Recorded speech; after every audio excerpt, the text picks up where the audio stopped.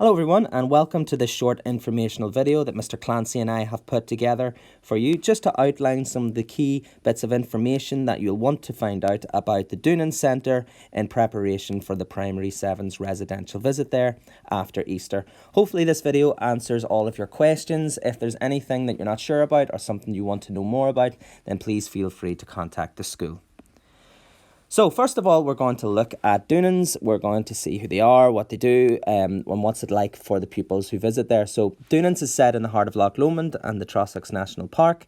The centre has a wealth of natural resources on its doorstep and it's perfect for education, exploration and adventure. Also, its proximity to hills and lochs means it has easy access to climbing, walking and paddling for the adventurous, and its range of on-site activities provide plenty of outdoor learning opportunities for the pupils that visit there, including our Primary 7s. The website describes it as being an ideal event venue sitting in a spectacular location, which I think you can see from the photo on this slide. Dounans has been operational in some capacity since 1939, so they're bringing a wealth of experience and knowledge to the sector of an outdoor environmental experience. They do events for companies, schools, community groups, and of course this residential trip for our Primary 7s. Primary 7s that have visited in the past have certainly enjoyed their experience there, and I'm sure it'll be no different for our Primary 7s this year. As I said, they're focused on outdoor activities. It's about outdoor learning and all of their learning experiences have been properly planned. And the key focus for all of the outdoor activities is safety, fun and learning. All of the activities provided are linked to the curriculum for excellence and they're all aimed at building the 4 capacities, which is something that we aim to do in school as well, to make our pupils into confident individuals, responsible citizens, successful learners and effective contributors. So the activities at the centre have been designed with this very much in mind. I'll now hand you over to Mr. Clancy, who's going to go through the activities in a bit more detail as he has actually visited the centre before. The facility offers a variety of activities to help encourage the children to develop these strands. For instance, there's the leap of faith, the living outdoors where we go on a hike and we're able to build some dens and look at some survival techniques. The nightline is a fun one where the children get to really test their instincts and skills as they have to follow each other while depending on the person both in front and behind them at all times. The crate climb is a good one and helps really test their skills of problem solving as well as contributing with each other to help. Teamwork is vital for this one. Usually when we arrive, they're introduced to the staff and each group gets to work with their leader, and then they go on a variety of problem solving or scavenging type activities to help get to know each other as well as the staff. And there's also the options for archery.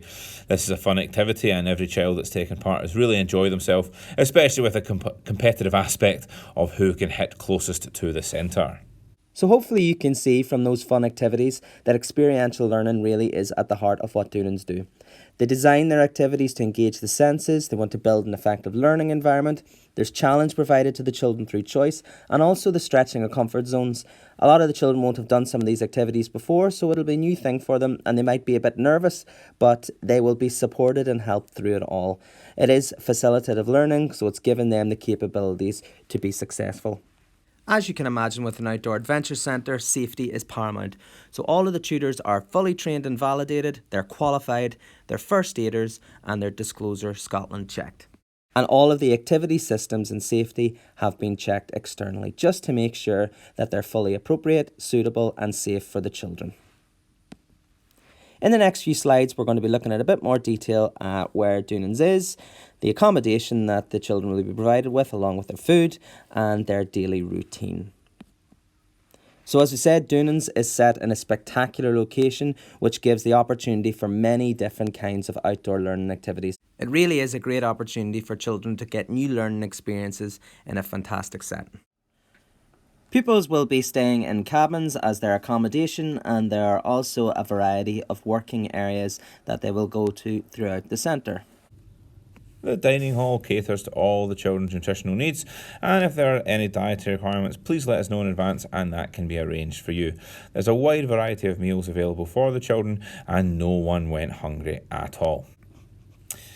Daily routine is quite simple. They can wake up when they so wish, but as long as they are ready for 8:30 in the breakfast hall, that means they are suited and ready to roll.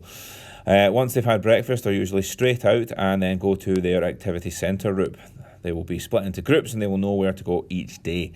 Each member of staff will let them know where they're going to be. Once they've found out what they're doing for the activity, they may wish to go back and change to some waterproofs and get the right equipment ready for them. Once their activity is done in the morning, they would usually return for lunch, and again, there'll be plenty of time given to them to change beforehand and get ready for lunch. If they've had a morning activity that involves dirt or wet and they need to get changed, there is ample time for them to perhaps grab a shower to warm up and put on some fresh clothes so that they're ready for lunch. Then there'll be an afternoon activity, and again, the same follows on from that. Depending on the activity, there will be time each side to allow them to get changed and prepare for the proper equipment. Once they've had dinner in the evening, there's usually an evening activity or two, and then there's some time with the teachers in which we'll be doing some work with them, and we'll bring all the equipment necessary that they will need to complete any work there.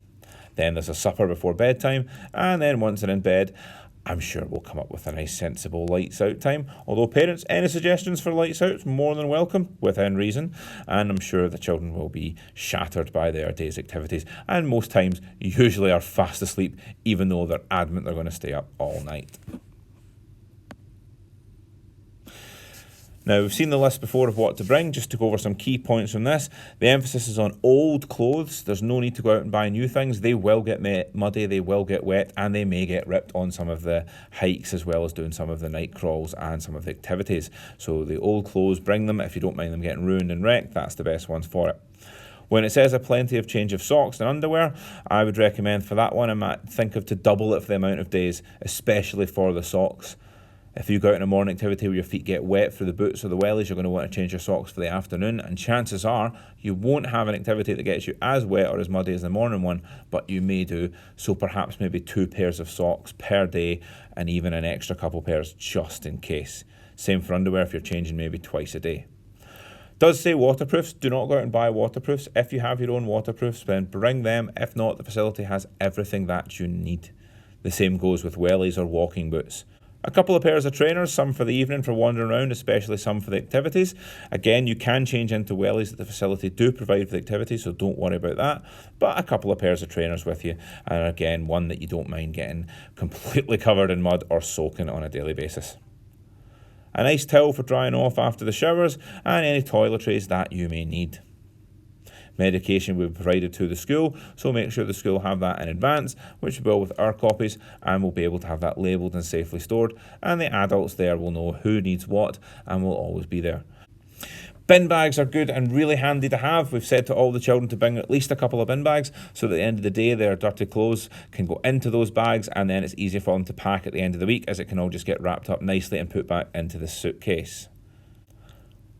A water bottle is important to have, as you would really need to keep yourself hydrated, especially on the long hikes, and it would be nice for them to bring a water bottle. If they have a nice plastic one with a screw lid and a clap top, that would be great, and again, any bottle would do. A small rucksack and backpack is not really necessary.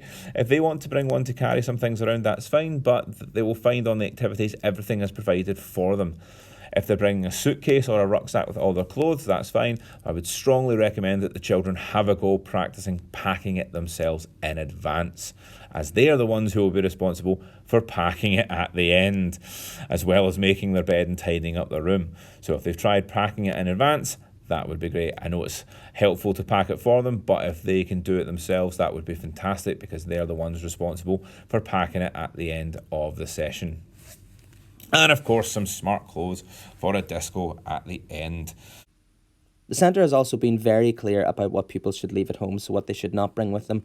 They shouldn't bring large amounts of money with them. There won't be an opportunity to spend large amounts of money. You know, there's always the risk of money going missing if pupils do take large amounts of money with them.